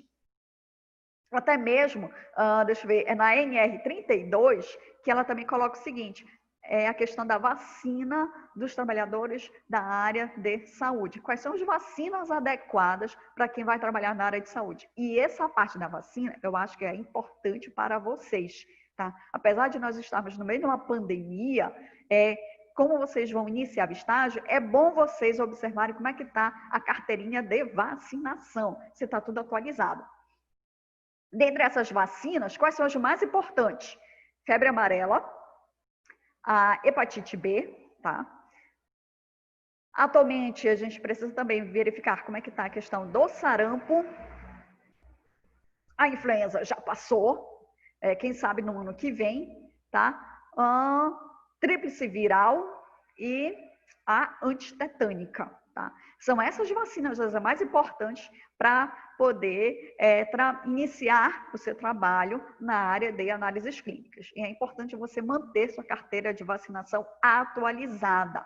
Lembrando que, como a gente está sempre em contato com esses riscos biológicos, então a gente precisa estar o mais imunizado possível para que a gente não possa adoecer, pelo menos por esses tipos de doenças que nós temos vacinas disponíveis, tá? Então, eu indico para que vocês procurem, olhem a carteira de vacina, vejam o que vocês têm de vacinas atualizadas e, aos poucos, vocês atualizarem as suas vacinas. É importante isso, tá? E aqui é só para mostrar quais são essas legislações, essas normas que nós temos para quem trabalha na área de laboratório. Então, observe que nós temos muita coisa. Nós temos a RDC de 302 de 2005, que fala sobre o laboratório, tudo que precisa sobre o laboratório. Tem essa portaria de 2010 que fala sobre a biossegurança para os laboratórios em saúde pública, que também é aplicado nos laboratórios privados.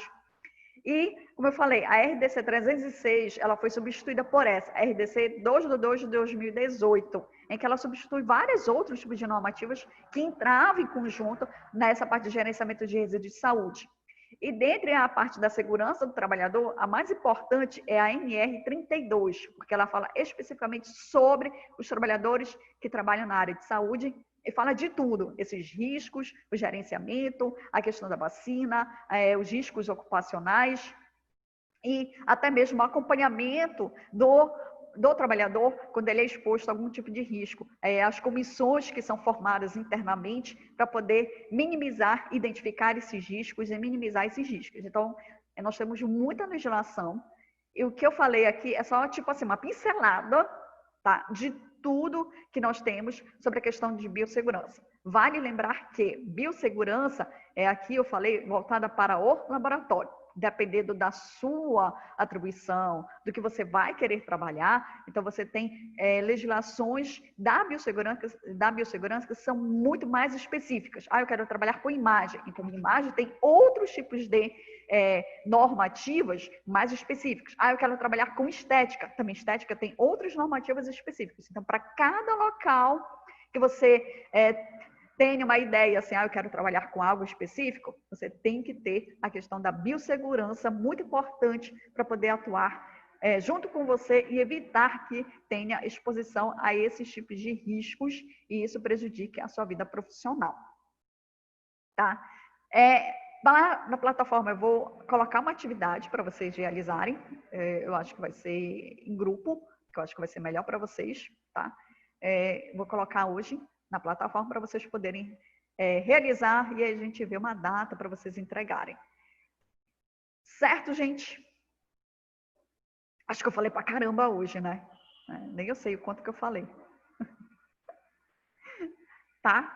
E aí, volto a frisar, que eu falei lá no início sobre o estágio, assim que eu tiver todas as informações, ou eu, ou a professora Cláudia, se vocês tiverem dúvidas, vocês podem perguntar, tem aquele grupo lá do WhatsApp para vocês poderem perguntar e ter esse canal de comunicação comigo diretamente, para vocês tirarem todas as dúvidas em relação ao estágio, tá?